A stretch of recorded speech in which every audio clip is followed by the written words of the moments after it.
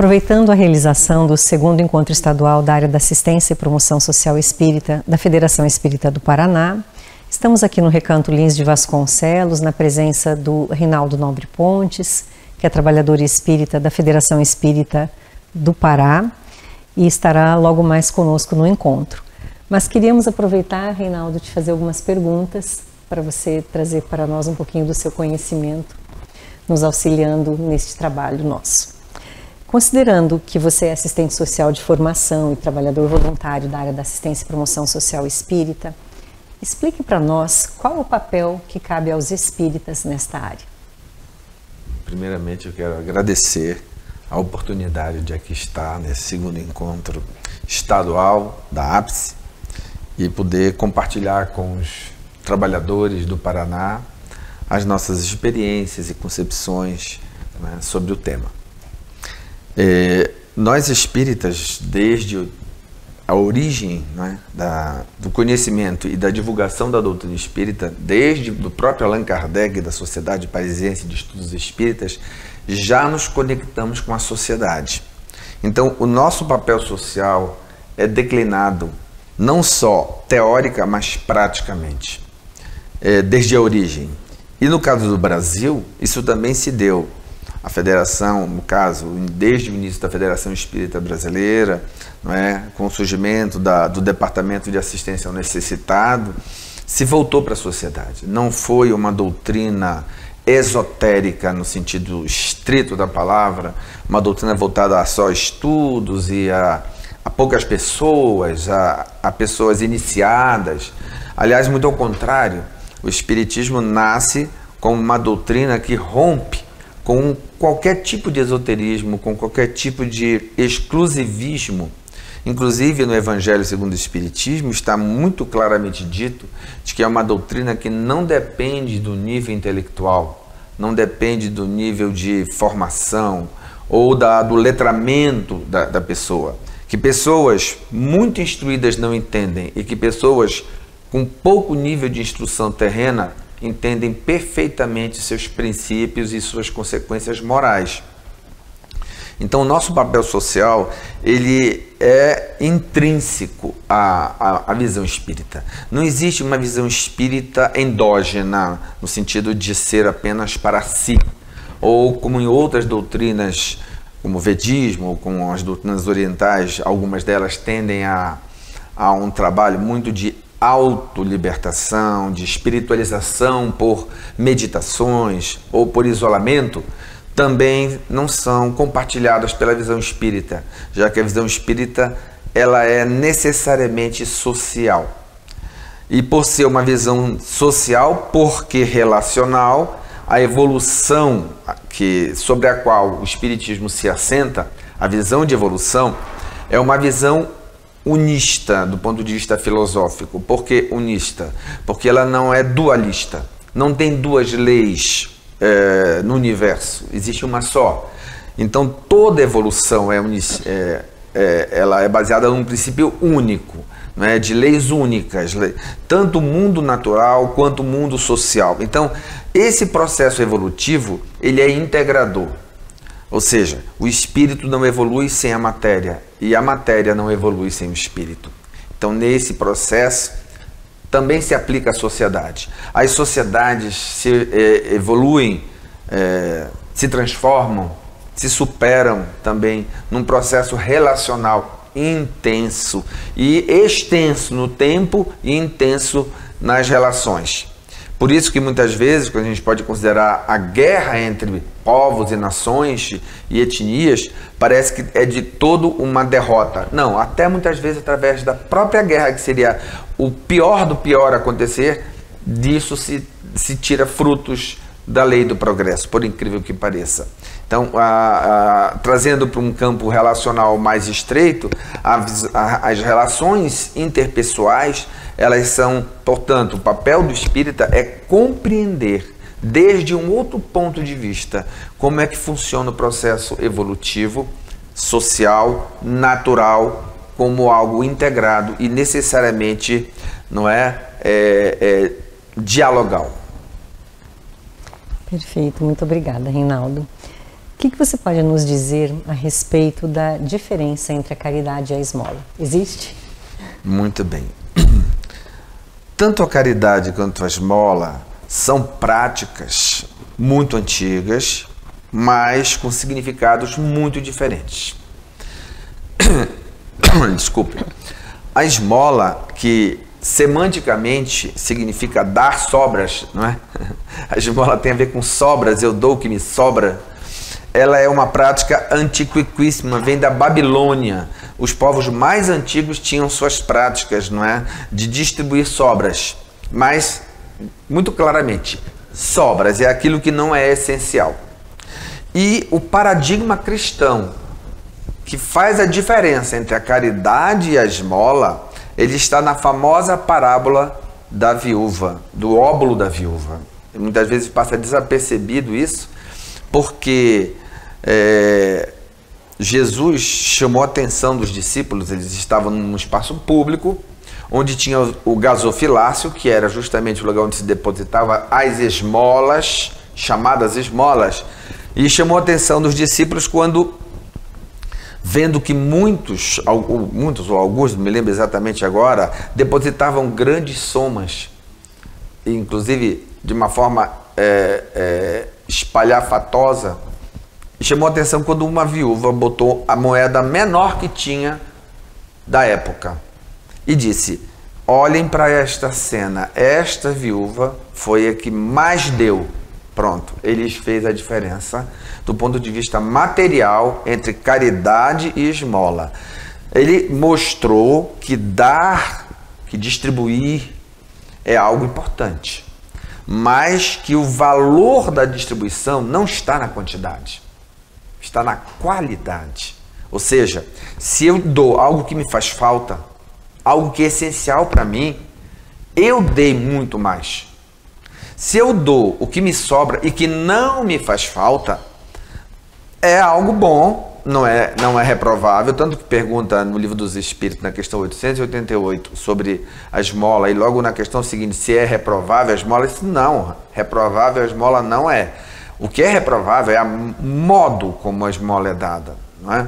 Então, a esmola, esse dar sobras, tem diferenças, mesmo dentro da esmola. Dar muito ou dar pouco não é importante. É dar do que me falta, compartilhar o que já é pouco para mim. Isso tem uma enorme importância. Já a caridade não tem a ver com isso, que é confundida com a esmola. Porque se a esmola é claramente algo ligado às coisas materiais, a caridade é claramente algo ligado às coisas não materiais. E essa diferença, ela está feita no Livro dos Espíritos, naquela famosa pergunta que o codificador pergunta sobre qual é a visão, na terceira parte do Livro dos Espíritos, como Jesus a entendia, a caridade. E ele não fala da dimensão material. Não. Ele só fala de dimensões morais. Não é? Ele fala do perdão, da indulgência, não é? Ele fala da benevolência. Tudo bem, dentro da benevolência pode ter aí eu dar coisas, tem gente passando, tem pessoas passando fome, eu dou comida, tem gente com sede, eu dou água, tem gente ao desabrigo, eu ajudo a ter casa. Benevolência. Benevolência para com todos, está contida na caridade, mas ele não restringe, mas ele coloca nas dimensões morais a caridade. Então, acredito que o Espiritismo ele vem inovar nesse sentido, porque, embora socialmente falando, hoje a palavra caridade está muito desgastada, negativamente desgastada. Quando você fala que você está fazendo caridade, você confunde com algo muito ruim, que é humilhar as pessoas. Porque há um paradigma moderno, né, que nasce com as transformações sociais que vêm com a Revolução Industrial, com o surgimento do capitalismo, do Estado de Direito, com a democracia, com as instituições da modernidade, que está ligado à questão do direito.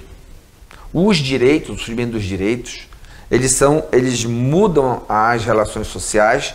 Ou seria o contrário, a mudança das relações sociais, a Revolução Francesa, a Revolução Norte-Americana, a Revolução Inglesa, todas as mudanças revolucionárias que trazem a modernidade, elas trazem uma nova ordem social. E dentro dessa ordem social está o Estado de Direito. Então, a caridade é mais antiga. Ela vem de práticas do mundo greco-romano-judaico, que vai atravessando os séculos e todas as práticas medievais da Igreja Católica. Então ela toma uma forma muito institucional, né? A caridade, e ela chega na modernidade não com status de salvação que ela tinha. Você pratica a caridade misturada com a esmola e se salva, você se livra do inferno. No mundo moderno, com o desenvolvimento da sociologia, da antropologia, da psicologia, das ciências humanas, principalmente, do direito, etc., essas noções elas vão mudar de qualidade. Há uma visão crítica à religião, né? A religião passa a ser criticada pela sua visão maniqueísta, manipuladora, não é? E, inclusive, ao misturar a religião com a política, isso evidentemente é criticado. Claro que aí também a caridade sofreu a crítica, porque eram utilizadas as indulgências para recolher dinheiro e etc. Todas as manipulações que se fazia, e nós, com certeza, envolvidos nisso, né, como espíritos imortais, não é? Nesse processo, a crítica à caridade é o que se fazia em nome da caridade. Ou seja, na obra espírita, Allan Kardec, não distante desses problemas, faz as perguntas. E na questão 888, novamente referida aqui, respondida por São Vicente de Paulo, ele vai dizer o seguinte, que a esmola humilha e que a caridade é a forma de fazer a assistência às pessoas necessitadas sem humilhar. Então, essa relação entre a não humilhação e o direito passam a dialogar na modernidade. Hoje, o trabalho que nós fazemos no Centro Espírita, que é, como o Edivaldo na sua entrevista já tinha referido, complementar as políticas públicas, ele tem que dialogar com os direitos para ser contemporâneo. Senão ele dialoga com o passado da esmola, o passado das indulgências, o passado em que os pobres tinham que sofrer em silêncio para ganhar o reino dos céus. E os ricos tinham que dar sobras para ganhar o reino dos céus. Que na visão espírita, o reino dos céus não é exterior, é interior. E nada tem a ver com dar coisas, tem a ver com amar, tem a ver com perdoar, tem a ver com ser indulgente e tem a ver com transformar o mundo. É importante dizer isso, que um mundo que é estruturado em bases de desigualdade, em base de injustiça social praticada pelos homens, não por Deus, é evidente, uma sociedade desigual, ela é construída em base do egoísmo e do orgulho. Nosso grande foco de transformação é o egoísmo e o orgulho, que vão repercutir na sociedade, transformando uma sociedade mais igualitária, mais socialmente justa e que leve as criaturas a não precisarem pedir o necessário. Na sociedade guiada pelas leis do Cristo, conforme está em O Livro dos Espíritos, a ninguém lhe faltará o necessário. Que é o nosso futuro, né? A solidariedade e a fraternidade, né? Correto. E você bem lembrou da questão que Kardec fez aos espíritos com relação a como Jesus entendia a caridade, e lá no final da questão diz que ela abrange todas as relações com o outro, não só a relação material, como você bem colocou. Reinaldo, considerando que as orientações para a área da APSE, Assistência e Promoção Social Espírita, é de que a assistência material seja apenas um acréscimo e não o fim em si, apesar de que você já comentou algumas coisas na questão anterior, gostaríamos que você comentasse sobre a evangelização no trabalho da assistência e promoção. Muito bem. Essa é uma preocupação muito recorrente entre aqueles que estão ligados ao trabalho da assistência social ou assistência e promoção social espírita.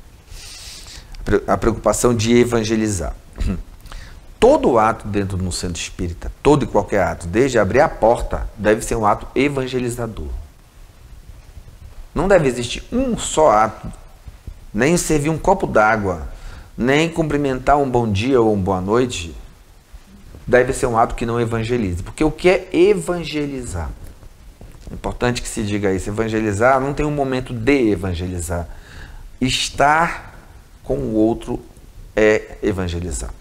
Então, quando você vai dar, se você tem uma família que tem privações materiais, está no desemprego, ou passa por violências, ou passa por qualquer privação humana, e recorre ao centro espírita para satisfazê-la, essa família já está numa posição de vulnerabilidade, a chamada vulnerabilidade, que é a pobreza, a miséria, são as carências, né? São aqueles direitos não atendidos, né? Que qualquer um deles. Ela já chega numa posição de inferioridade. E quem tem já entra numa posição de superioridade. Esse é um processo muito delicado de reverter. Isso vale para o SUS, isso vale para a escola pública, porque as pessoas vão para o público mas com uma condição. Se eu vou para o SUS, eu sou cidadão, eu contribuo, aquilo ali é o meu direito. Quando eu vou no centro espírita, eu preciso da bondade das pessoas, porque elas podem não querer me dar e não são obrigadas. No SUS, elas são obrigadas. Na escola pública, elas são obrigadas por uma questão legal. No centro espírita, não são obrigadas. A não ser aqueles centros espíritas que fazem parte da rede de políticas públicas, que eu vou falar depois. Mas aquele nosso trabalho voluntário de final de semana, não são obrigadas. Somos moralmente obrigados. Nós entendemos assim, mas eles nos olham diferente. Então essa relação desigual, ela precisa ser invertida metodologicamente. Ou seja, nós temos que fazer a pessoa chegar na casa espírita se sentindo inferior e sair de lá se sentindo um igual. Isso é fácil? Não. Porque a cultura é muito antiga. Não é? A cultura que nos faz sentirmos melhor e maior, e a cultura que faz eles sentirem menores e piores. É aí que entra como Jesus fazia. Como Jesus fazia as pessoas se sentirem irmãs e se sentirem filhas de Deus. É através da convivência, é através do olho no olho, é através do aconchego, é fazer. O Evangelho tem um passo a passo maravilhoso sobre isso. É fazê-los sentir que eles nos estão fazendo bem, que a presença deles nos faz bem.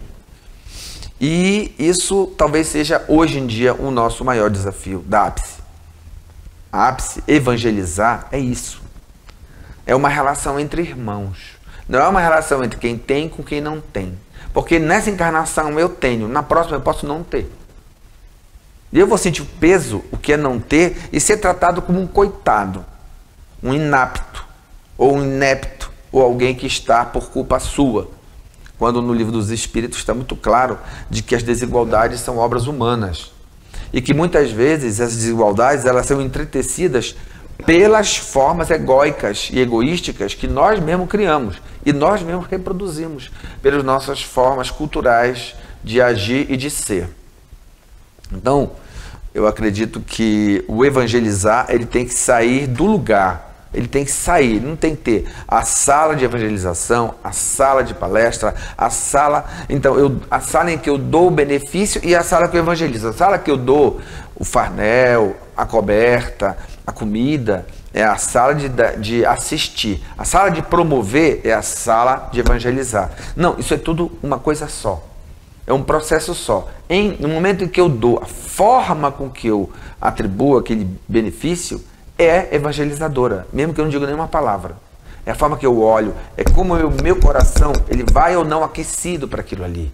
Eu vou como obrigação, eu vou como quem está com medo de ir para as zonas inferiores, como antigamente eu tinha medo de ir para o inferno, então eu vou lá cumprir o meu papel de ajudar, porque fora da caridade não há salvação, e caridade é dar assistência, então eu faço caridade porque eu estou salvando a minha alma. Será que eu estou indo com esse espírito? É o mesmo espírito que eu fazia na Igreja Católica? Eu posso não ter consciência disso, mas eu tenho que me perguntar. Com que consciência eu estou indo, né? O que eu sinto por essa pessoa que chega? Como é que ele sai? Mais fortalecido? Ou sou eu que saio fortalecido porque eu pratiquei a caridade? E aí ele sai e continua sendo um coitado que não tem nada, que vai continuar precisando de mim. Então, quem saiu fortalecido? A pergunta é essa. Aí, o que é a ápice? Né? Assistência e promoção social é quando todos saem fortalecidos. Perfeito. Muito interessante essa sua colocação, porque às vezes nós nos prendemos nos trabalhos de que tem que ter aquele momento da evangelização. E ele pode até existir, pode, mas que o evangelizar é toda a relação, né? Toda. Nós convivendo com o outro, nós passamos pelos nossos gestos e pelo nosso exemplo os ensinamentos de Jesus, né? Não necessariamente pela palavra, né? Obrigada, Reinaldo. Reinaldo, uma última pergunta.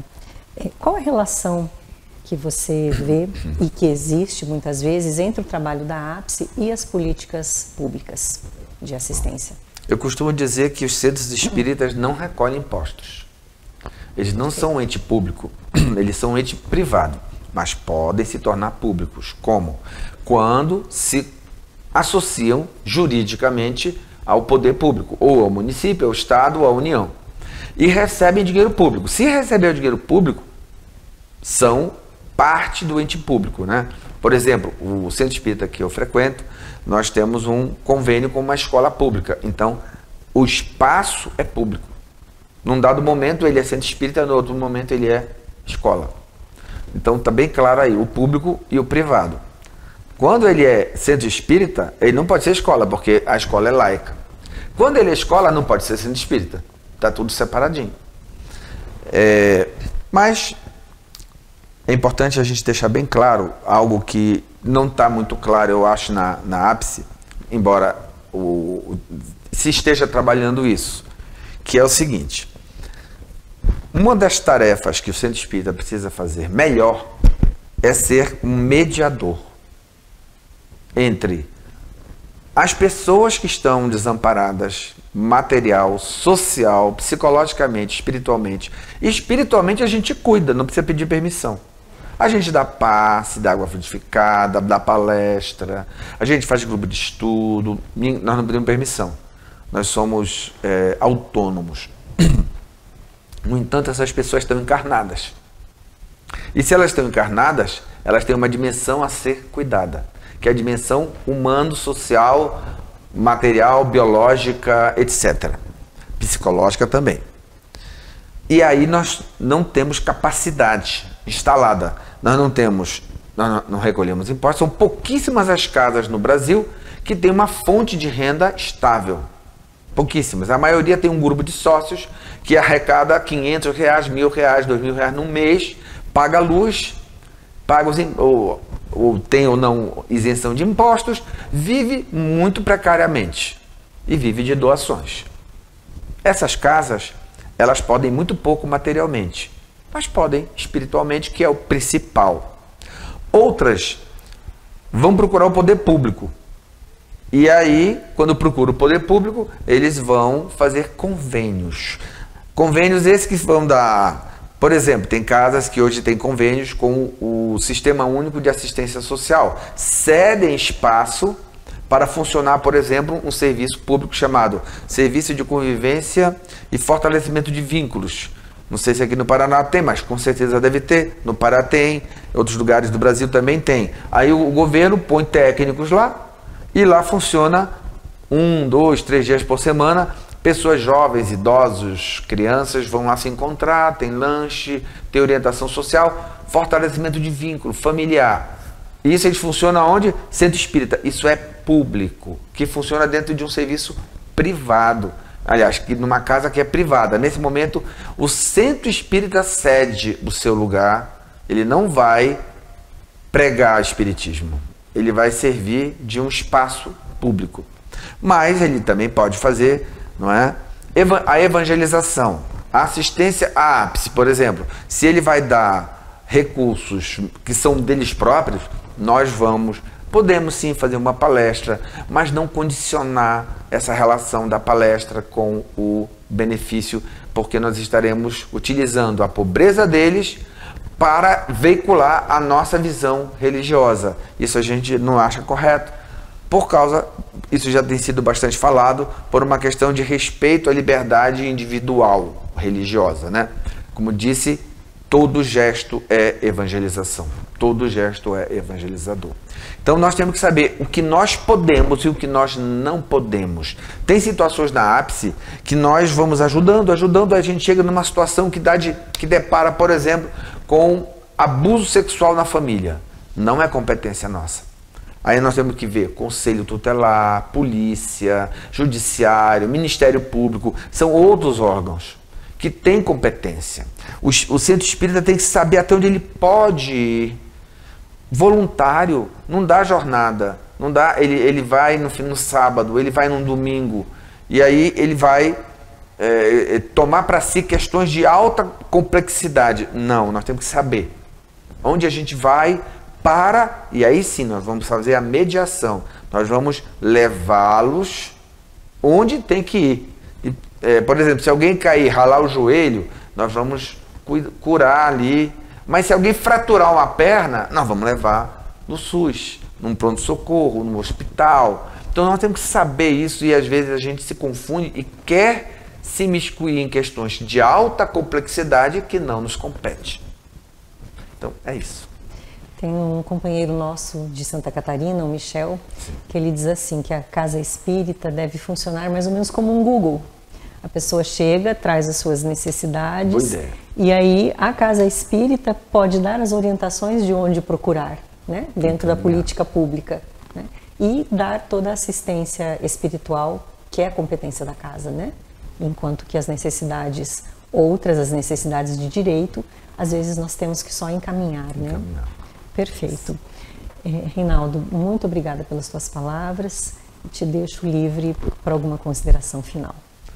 Bom, agradeço imensamente poder estar aqui no Recanto Lins, não conhecia.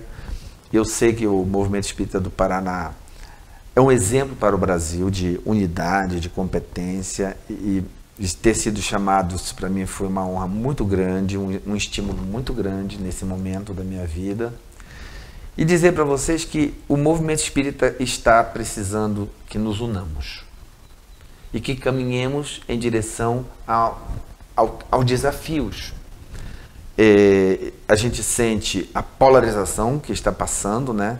Que isso, o Brasil todo está passando, uma polarização em várias dimensões, mas que faz parte. O próprio Cristo disse que ia trazer a espada, que faz parte desse momento de divisão, de assentamento de posições, e nós temos aqui e devemos estar unidos na defesa das palavras de Jesus, dos ensinos de Allan Kardec e dos maiorais espirituais que nos guiam. E pedir a eles que tenham comiseração e misericórdia e paciência com as nossas limitações, que são muitas, mas que nós não vamos entregar a tarefa por fazer, é o que nós queremos. E eu desejo todo sucesso para o nosso encontro.